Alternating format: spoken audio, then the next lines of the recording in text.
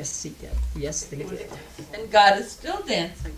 Absolutely. We're reborn every minute. New steps all the time. New steps all the time. And to celebrate some of these new steps, I have an inspirational reading. I have taken today's inspirational reading from The Revealing Word, a dictionary of metaphysical terms by the Charles Fillmore Reference Library.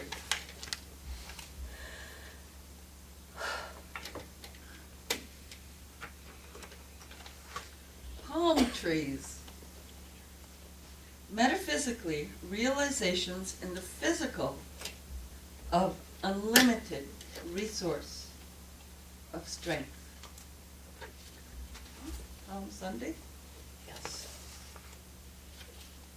And strength, the energy of God, freedom from weakness, stability of character, power to withstand temptation, capacity to accomplish. Strength is physical, mental, and spiritual. All strength originates in spirit, the thought and the word, spiritually expressed, being the manifestation.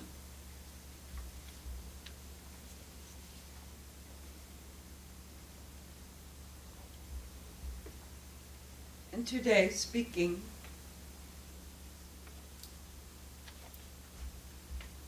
is a leader of the teaching of the inner Christ.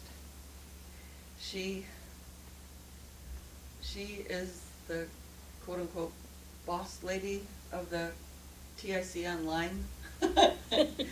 Creates this and shepherds TIC Online.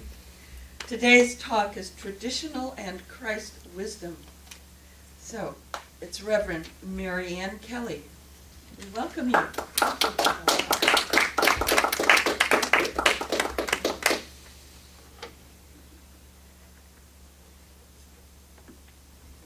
this little puppy on. Can you hear me now? Oh, yeah. Okay, good. It's perfect. It's perfect, okay. Well, traditional.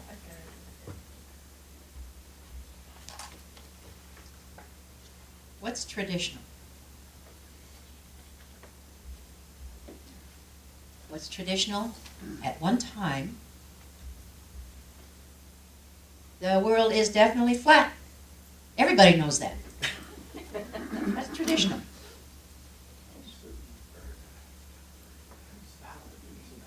You know, the best diet in the world is raw meat. That's traditional. That's what they ate coming out of the cave. Well, that's what we should be eating now. That's traditional. Raw meat. Ugh. And bugs. That's what the earliest hunters ate. Actually, coming out of the caves, we probably ate grains. But that's another story. So traditional wisdom uses logic that the way things used to be is better than what we're trying to do now. Of course, that ignores all the problems that used to be to get to what they wanted to do. So if you keep saying, we've always done it this way, be careful. Be careful.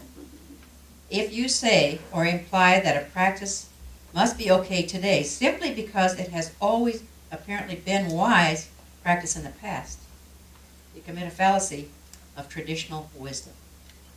Okay, so that's traditional wisdom. A little bit more to it, of course. There's a pyramid. You know the building block pyramids. And on the bottom layer, there's data. And the next layer, there's information. And then the next layer, there's knowledge. And then the final top tier of the pyramid, there's wisdom. And up the side, one side, we have the past. And that depends on data, information, and wisdom, or knowledge.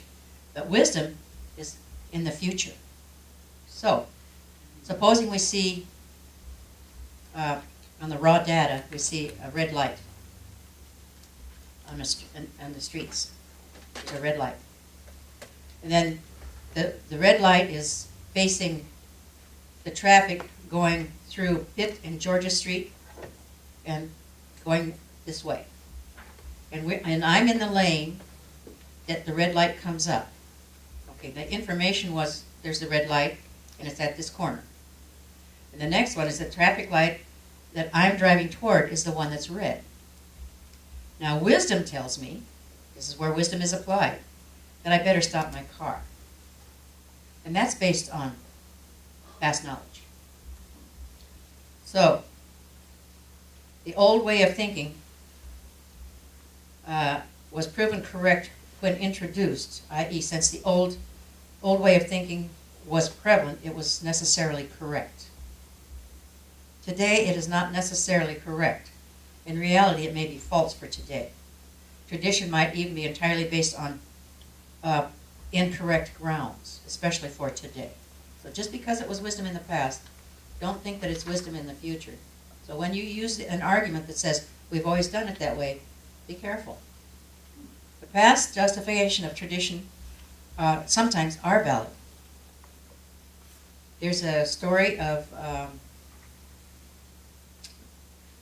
this is some traditional knowledge around the Arctic. There was an Eskimo hunter who once saw a polar bear far off on the ice, miles away. And he knew that he couldn't stalk this polar bear without being seen. But he knew of an old technique. The technique of the seals, how the polar bear came to the seals. And so he laid down on the ice in plain sight. And he had on his sealskin clothing, those dark clothing, pants and jacket and hood and all of that. He laid down on the ice, and he knew that the seals like to raise up. So he would raise up like this, and he would use his gloved hand, and he would claw like this, like a seal does on the ice. And the polar bear noticed him. The polar bear just watched. And so he laid his head down, and he rested a little bit. And as he did that, the polar bear thought he was asleep. So he came closer. And then he would wake up, and he would do this again, and he would look around, and he would paw. The polar bear would stop and freeze.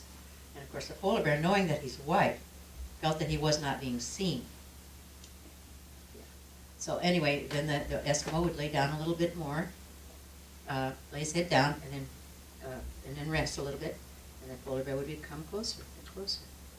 And this went on for a while. When he got up, the polar bear would freeze. And then he would do his little polar bear imitation.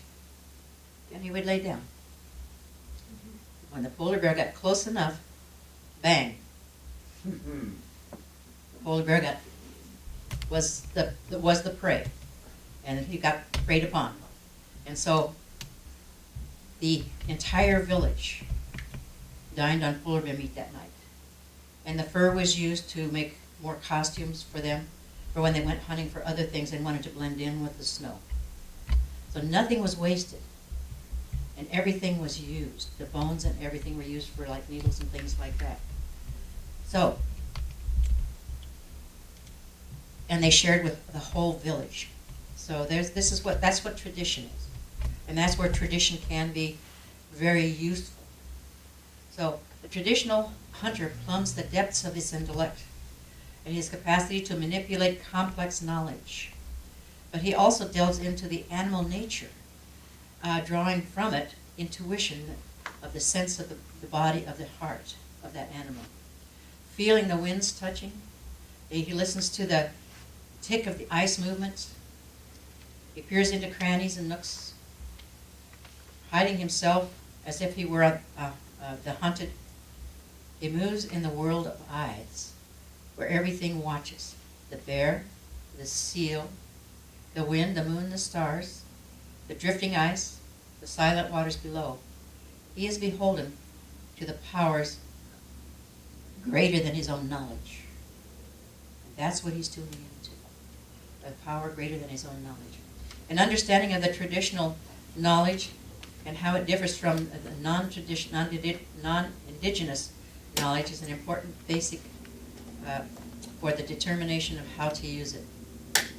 Knowing what it contains and how it is acquired is a fundamental of being able to use good knowledge, and the courage of all parties to be aware and of that added value and how to use it and bring it into fruition and use it for themselves. So that's the traditional stuff. In our basic class, inner sensitivity, we teach all those who come to the class, how to connect with that inner one within themselves, that basic understanding that is partially based on knowledge of the past and partially based on knowledge of what is to come. So on page 152 in our book, Being a Christ, that's our basic textbook. If you don't know what it looks like, this is what it looks like. And we have it in our bookstore if you want it. Experiencing the Christ. On page 152 it says, as an individual lives in a conscious contact with one's inner Christ, one experiences the growth of the cosmic awareness. Communion with others is felt on a deeper level, for one is aware that one's Christ mind is always in perfect communication with all of life. With all of life. So we have then a new phase, a new sense of order comes into our being, a heavenly harmony of free choice for all, with the working together in seeming miraculous ways to bring about harmonious action in the physical level. So, when we get into that point where we connect with that inner knowledge, then we become aware of the self that is not only individual but universal as well. It is who we are, and it connects us with all that is. So we have the Christ, or the I am self, is merging with the person. It's always been there. It's never not been there. We were created out of this stuff from the cosmic substance. And so we are of that cosmic substance. And when we connect with that inner one, we finally realize just exactly who and what we are. That we are one with the Christ understanding. We have to develop it a little bit before we get to the Christ consciousness of Jesus the Christ. It needs development. We don't know what he did in those 12 years, that we don't know where he was, but I'm sure that he was developing his own inner Christ understanding, his own I am knowledge in that period of time, I'm pretty sure. So we have these, we connect with this. In the class, we help you do that. And once you connect with that, then you have the ability to take any concern that we may have, any problem that we may have, into that meditation, or even just to listen within as we're going about our daily life. The connection is there always. Sometimes we feel it, maybe sometimes we don't. But if we're not feeling it, then it's time to take a minute. Take a rest. Take a rest, step back, sit down. Take a few deep breaths and connect. Have that connection all the time, as much as you can. And if you find yourself in a situation where there's conflict, take a breath and pause and say, okay, inner one, let's bring this together. Let's bring this together. There are many techniques of meditation, and in our class we teach a lot of them, several of them. And you'll find the one that works for you the best.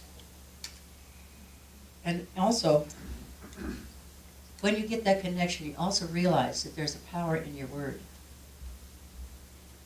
And when you speak, be careful what you say when you say the words, I am.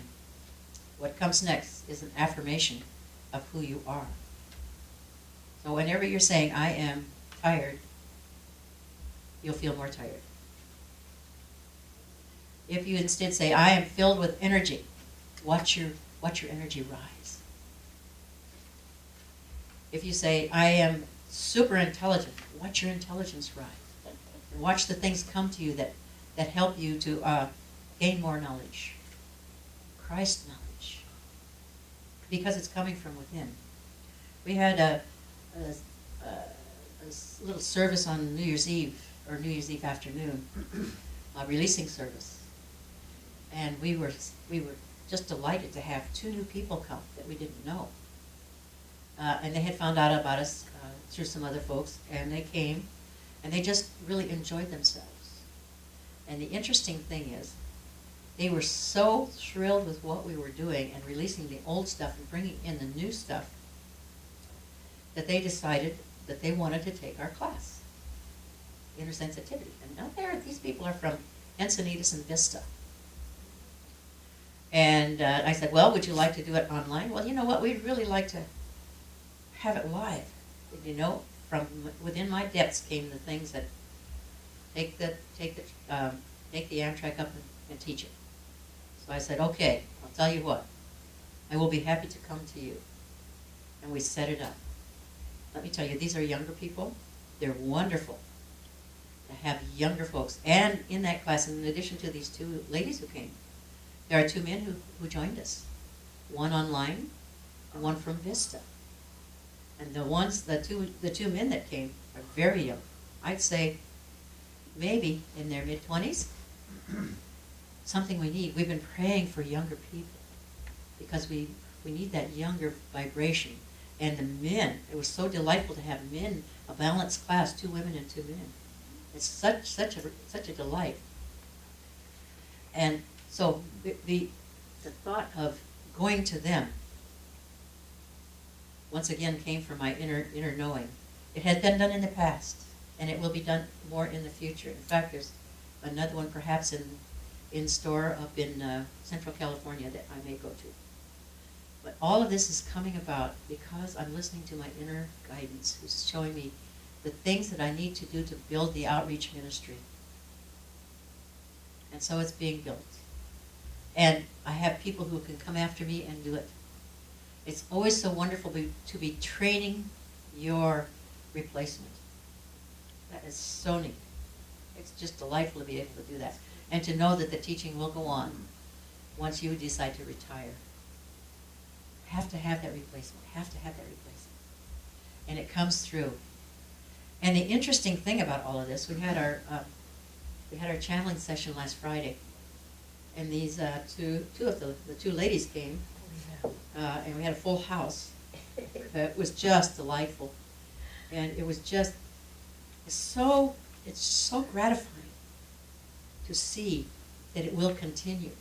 That people want this. They still want to connect with that inner one, to be one with all that is. Wow. It's exciting. It's wonderful. And I'm so thrilled to see this happening.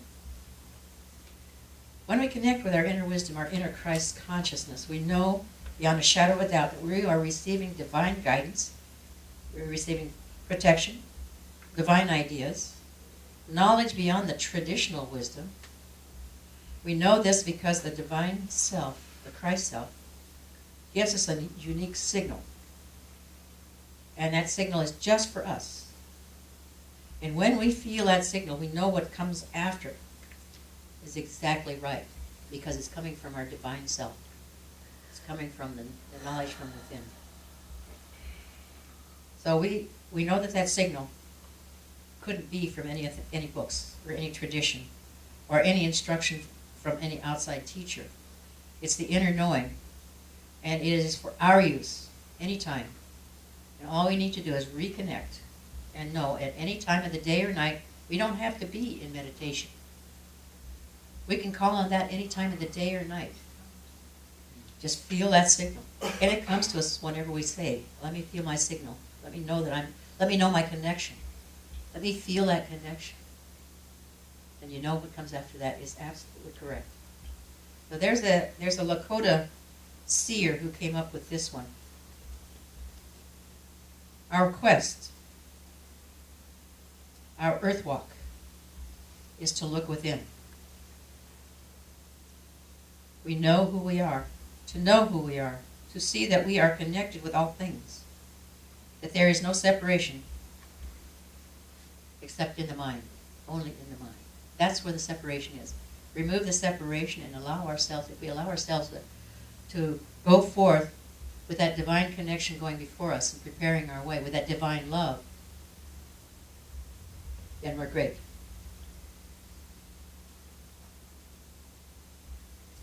So today, being Palm Sunday, we can go to our Jerusalem, our dwelling of peace. That's what Jerusalem means. We can enter our Jerusalem and let that peace go before us and prepare our way. Prepare our way. We can have peace in our sphere of action. And once we have it in our sphere of action, then it spreads out more and more. And once we have the critical mass, that's when we'll find our peace on earth that we're seeking. It's when we, in our own place, have peace and love and joy, as we sing every Sunday, and every once in a while when we think about it, we can have it all the time, when we have it within ourselves all the time. Thank you, wonderful God. So it is, so we let it be.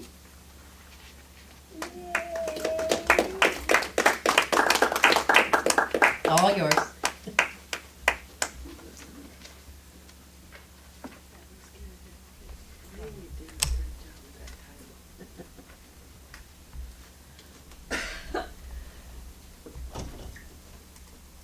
Thank you so much, Reverend Mary Ann Kelley.